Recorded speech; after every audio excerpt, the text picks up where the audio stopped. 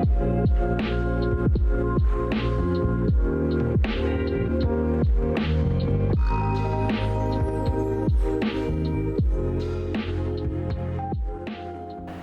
name is Liana. I'm Ava. I'm Grace. I'm Vincent.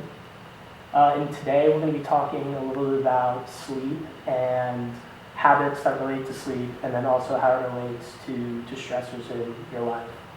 So to start off, we were looking at a study from Princeton University that talked a lot about the relationship between poor sleep at the beginning of the semester and then GPA at the end of the semester.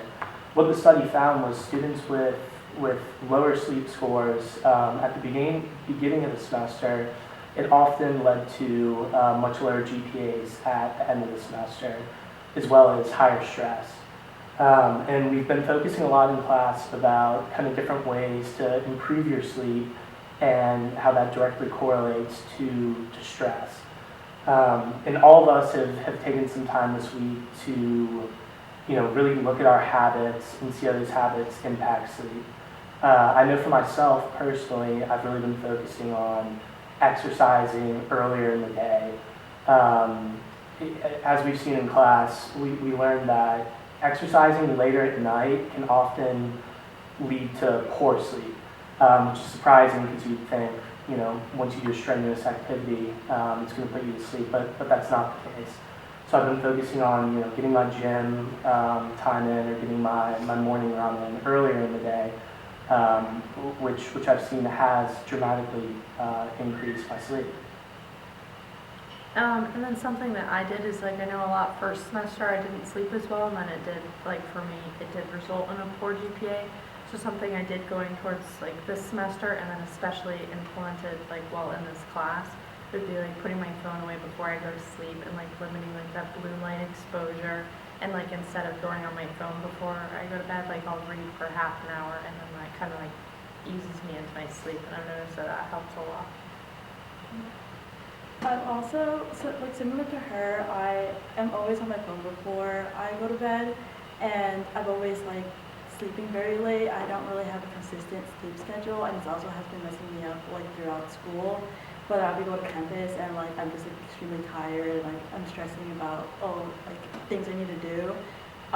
So some things that I've, been practicing is, putting a set schedule, when I sleep and when I wake up, so my body's, used to, that certain time frame, and I think that's been helping me so far. Something I've been doing is I'm also really bad at putting my phone away, so I've been trying to not use it right before bed because I don't want to miss that sleep window that we talked about in class. And then also not drinking energy drinks has definitely improved my sleep and made me actually want to go to bed at an earlier time rather than 2 o'clock in the morning. Yeah, definitely going off of that, I think diet has played a big part too. I've been trying to, if I do have caffeine, which I usually need caffeine, I'll do that early in the morning, as opposed to, I usually give noon as the cutoff time for caffeine, not going over 300 milligrams a day.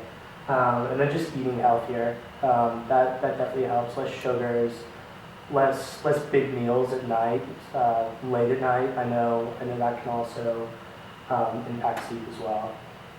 And then also, going off of that, it's what are you saying about those heavier meals? It's true, when you have, a super carb-dense meal, yeah, it might put you to sleep for them, but then, I know for me at least, I'll keep waking up all throughout the night, and then when I wake up in the morning, I feel super groggy. But when I have, a more, lean protein, vegetable-based diet, and just, those healthy superfoods, I feel a lot better, sleep-wise and in the morning, and, going to class, and, all my day-to-day activities.